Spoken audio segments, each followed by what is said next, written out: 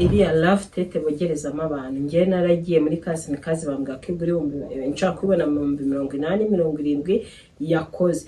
Urumva ko rero ariko salo ni ikintu cyambere kibyara inyungu kandi vuba. Ushaka no kudashyiramo ibyo bintu by'abakobwa ukishyiramo ibintu by'abagabo gusa. Ngwaye ikaze ufunge video zanjye bwa mbere ni buri mushyashya hano ngiye nitwa Cyusa Edouce ngo haye ikaze mu muryango mugari w'abantu bashaka gusa neza kwiga ndetse no kubona amafaranga. Guys, ndagushishikariza rero gukora subscribe warangiza ugakanda kwa kaza cya kari kurande kugira ngo igihe cyose na upload video zajye ubona aka notification. Ndashimira rero udahwema kunshyigikira ko bwije no ko bukeye. Imana yo mu ijuru ikumere umugisha. Guys, meze neza namwe nizere ko mumeze neza kandi umuntu utameze neza rwose Imana imuhe kumera neza, Imana igire iko umugenza. Wowe babaye ufite agahinda gakabije wowe ahantu kure ubona ko ubuzima bwawe bwakunaniye, ubona ko ubuzima bwawe buri mu mazi abira, umva nta kindi kintu nakurangira nk'umuntu wawe jya mu cyumba cyawe cyangwa ahandi hantu hatuje usenga Imana ikugarure, kandi abizi ko ibyo bintu bijya bikora. Rero rwose umva uyu munsi ni video ishyushye ngiye kubabana umumiliyoneri muri aho ngaho. Guys, nkomeje gushimira abantu bakomeje kunshimira kubera business naravuzeho ubushize bazigerageje ngo bakaba bari mu nyungu. Imana ishimwe, Imana ihabwe icyubahiro. Imana ihabwe icyubahiro. Mbuze ndirimba y'Imana nzi neza, ariko Imana yo mu ijuru yumve ko nishimye.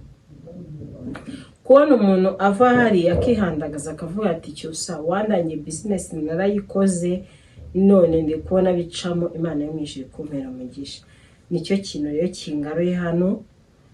Wowe mvuga business ukagenda ukiryamira, wowe mvuga business ukagenda ukicecekera kandi nta kintu ufite ukora, ufite amafaranga. Niyo waba utayafite shaka ikintu cyo gukora. Uva mu rugo y'umudamu, uva mu rugo y'umukobwa iwanyu, ushaka akazi ukora kagutunga kakubeshaho. Muri iki gihe no gukora, muri iki gihe umuntu asigaye abeshwaho no gukora n'amaboko yiwe. Bya bindi byo kuvuga ngo famille ngo iki ntibikibaho. Iyo wagupfuye isoni muri famille yawe, iyo ufite famille ikanyakanya igukubita amafaranga make ukagenda ugakora. Iyo udafungutse mu mutwe amafaranga aragenda, iyo ufungutse mu mutwe amafaranga urayakoresha. Wowe rero ndi kuvugana nawe, wowe udafite umuntu uguha cyati buri kimwe, udafite umuntu kugatakira 500 ngenda utangire, niwe ndi kuvugana nawe. Haguruka ushaka amafaranga utangire ukore. Kandi ibintu byo gukorera abantu rwose mu byivanemo mutangira ama business yanyu. Mube aba business woman. Guys, rero maze iminsi hari business nanjye ubwanjye ngewe nshaka gushoramo amafaranga yanjye, reka nze nyibabwire. Nkuko nabivuze rero hari business maze hafi amezi 3 ntekereza, kandi ndabizi ko ninyikora nzabona amafaranga. Murabona amasaro, ano masaro agiye ari mu dukaritsiye agiye atandukanye, ari amasaro akorera amafaranga menshi. Hari umutipe duturanye ngiye nagenda mwijyana amazi, isaro ni yawe? Arambwira ati ntago ari yanjye, ni umuntu mverisa. Ati subuherisa amafaranga ukihemba ukabona nayo umuverisa. Ati cyane rwose ngiti nkorera amafaranga buri munsi nyura amafaranga yanjye. Ati se mukorana gute? Tubarana kuri pourcentage, cyangwa hari igihe utabarana n'umuntu kuri pourcentage ukamutegeka amafaranga agomba kuguha ku munsi. Ushobora kuyavuga either umukiriya uzajya uza tumwogoshera hano senyisa ngiye nzajya ngo atuwasa usigarane wowe wamwogoshe usigarane 200, cyangwa twogoshera 1000 muhe 700 ngiye nsigarane 300 ku munsi. Rero iyo uri umuntu uzi kogosha ushaka gutahana 3000 byawe, cyangwa ushaka gutahana 2000 byawe. Ngaho bazi 2000 bya buri munsi, si 1014 tuvuge kuruhuka rimwe mu cyumweru, si 12 bya buri cyumweru. Ngaho kuba ni ukwezi. Umva ko rero bishaka kwa bintu amafaranga. ni iki gitekerezo nawe rero, niyo mpamvu uvuga ngo iki gitekerezo nize wakigenderaho ukakibyaza umusaruro. Reka nkuhe detaye y'ibintu byose ngewe nsabwa kugira ngo nshinge salo muri karitsiye. Icya mbere ndasabwa miriwari ntabwo zihenda, ku kazi twigeze kuyikoresha yaduhagaze amafaranga 12,000, nimba ari metero imwe n'ibindi bice. Abantu baza ku kazi hariya iriya miriwari yampagaze 12,000, ariko iriya siyo dukeneye, nkeneye inini ho gatoya. Yibuza miriwari ndabara ko yantwara amafaranga 30,000, si 30,000 no kuyishyiraho 30,000. Nkeneye imashini yogosha y'umuntu umwe, amafaranga 40,000 ubona imashini, ngo na 30 na 25. Nahise mva nyine, nahise nkora research y'ibintu byose nkeneye n'amafaranga n'ibiciro byabyo, nkora totali y'amafaranga nkeneye. Ubwo ni amafaranga 35,000 bikahita by'imashini imwe, bikahita byiyunganira 35 by'imashini, hakajyaho twa turoso bahanaguza umuntu, hakajyaho igitambaro tubareka 45,000. Bisange bya miriwari bikaba 75,000. Iby'imashini birarangiye, n'ibyo gukoresha na cya gitambaro na twa turoso na zira nimero bacomeka mu mashini byose birarangiye, bitwaye 75,000. Ka kantu ko kuri miriwari, kari akantu ko kuri miriwari kakabaho baterekaho imashini tubare ko kazantwara 10,000, bikahwana n'ibihumbi 85,000. 85,000. Noneho hakazaho amaga gazo guhanaguza abagabo mu mutwe. Kwa hari abagabo badashaka ko baboza mu mutwe, hari abagabo bashaka ko baboza mu mutwe. Babandi rero nibo bakoresha amaga. Nzakoresha amaga y'ibihumbi 5. Oya reka tubare amaga y'ibihumbi 10, bikaba 95,000. Ubwo ibintu bijyanye byose byo kogosha n'amashampo n'ibihumbi 3, imwe ikurira 5, 3 bikabita biba 88,000. Ibintu bijyanye no kogosha nkabanda birangije. Ngiye hasi nzakenera tapi nziza, iyo tapi izantwara 50,000. Ubwo bise biba 130, 138. Mumbwire ni hafi aho 130 na bingahe. Noneho ikindi gisigaye ni intebe iriya wicazaho umukiriya.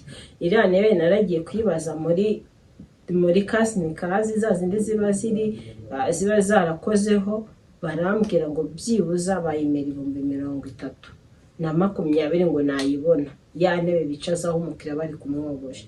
Ubwo byikubise mu 150, sibyo?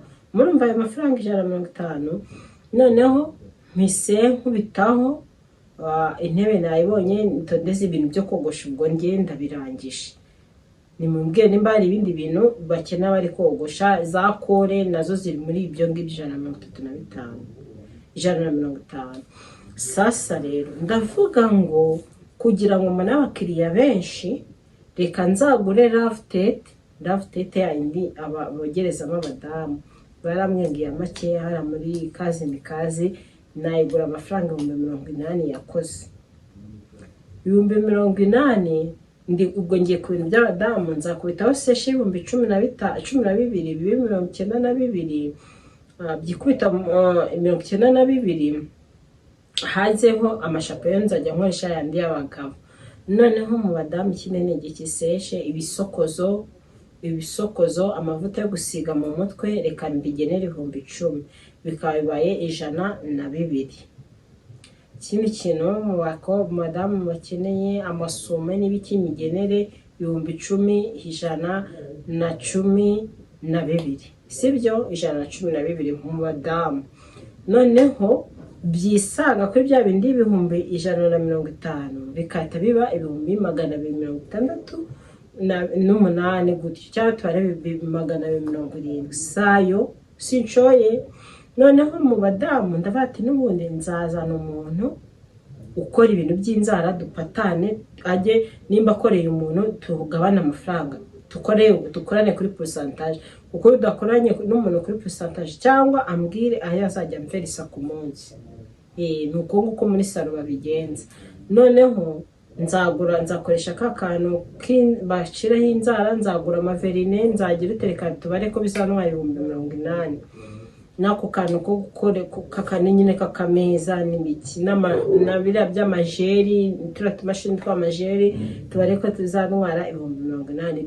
Bikubita kuri ya 270 bikata 350, 350 yego. Noneho mpite nishyura inzu amezi 2, tubareke inzu nzayishyurira isenkani 100,450. Mbese ugakora umushinga ukwinjiriza. Muri iyi minsi umushinga wo kogosha, gukora muri salo, kugira rero iyo ubona uri kuzamuka, ugenda ugura ibikoresho byo muri salo, ukagura tonksi, ukagura bira byo bikora imisatsi, ukagura amafrati yo gukora imisatsi. Nuko nguko rero iyi business mu minsi iri imbere ngiye nzaba ndi kwikora guys. Ubu ndi gusevinga mu madolari. Mu minsi iri imbere nzaba mbabwira ati umuntu ukeneye kogosha, umuntu ukeneye gusokoza, umuntu ukeneye gufura mu mutwe, welcome to Cyusa Salon.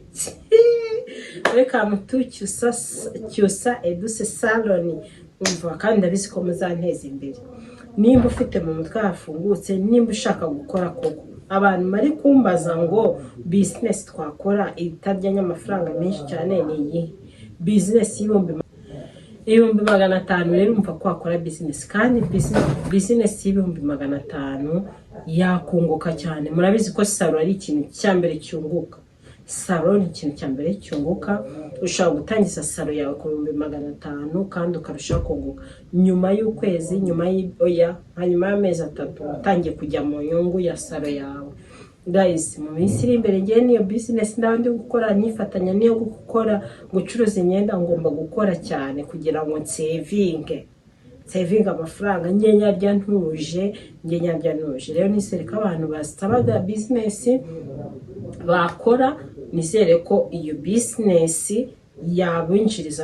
yabinjiriza kandi salo si ngombwa ngo umwadeperi yayikora, ngo umukatolika yayikora, umuntu wari wese yayikora salo. Kuba wowe ugomba kuba uhari. Nimba nta kandi kazi ufite ugomba kuba uhari, nimba nta ufite akandi kazi, shaka umuntu ushyiramo, ujye umuhemba. Bari abantu babashyiramo boza mu mutwe, ajya akuverisa. Hari abantu bavuga ngo muri salo bariba n'iki. Ngiye nzi umuntu washyize kamera muri salo, ibintu byose ababireba kandi nawe yibereye mu kandi kazi. Ntabwo ashobora kukwiba. Abakiriya binjira ubabona, abakiriya bataje ubabona. Kamera igura ngahe? Si kamera z'ubu ngubu ko zisigaye zigendana muri telefone, ko zisigaye zigura 100,000. Kamera 80,000 urayibona. Ko rero senyisa byanga bikunda batangira business ya salo. Hari n'indi business nzababwira mu minsi iri imbere yo gukora alimentation. Nawe ukicara mu iduka ryawe, ariko why not kuki utavuga ngo ngiye nanjye ndi boss. Nimba nta kandi kazi ufite cyane imbuna gafite, ukajya utaha nimugoroba ukajya muri ako kazi. Ndabakunda cyane rero. Iyo ni business nashaka kubabwira. Nanjye mu minsi imbere nzaba ndi kubabwira, nzaba ndi gukora, kandi abizi ko biva mu ko nakoze research ahantu hagiye hatandukanye, haba ku bikoresho, haba ku bantu bakora amasalo. Urumva ko amakuru narayashatse. Muze mbahe imyenda rero, mbambike neza nk'ibisanzwe. Business iracyakomeje y'imyenda, mbambike bijyanye n'imiterere yanyu. Mbahe imyenda ijyanye, mwayibonye, mbahe imyenda ijyanye, mbahe imyenda isa neza ku buryo ahantu hariho hose uzinjira uzavuga ati wow, usa neza. Murera rero mu mujyi wa Kigali, hari imbere ya Tedemiri mu nyubako yitwa Tropical Plaza. Ugeze aho ngaho kuri Tropical Plaza wamamagara kuri iyo nimero, cyangwa ugeze imbere ya Tedemiri, cyangwa ugeze imbere ya Stita wamamagara kuri iyo nimero mpita nza nkakureba. Ikindi mu following kuri Instagram yanjye ni Cyusa Edouce. Umva niho biri kubera, niho ndi gupostinga imyenda mishyashya. Ndabizi ko ubu hari imyenda mishyashya kandi iri kugurishwa kandi ku mafaranga makeya. Mujyeho rero mwihahire. Ubutaha nzavuga kuri business yindi nshaka kubabwira itazarengeza 500,000. Guys, abadamu abakobwa mwige gusevinga kugira ngo turusheho gukora business zacu. Ntabwo tuzahora dukorera abantu. ndabakunda cyane rero, mureke tuzahore mu video itaha, bye.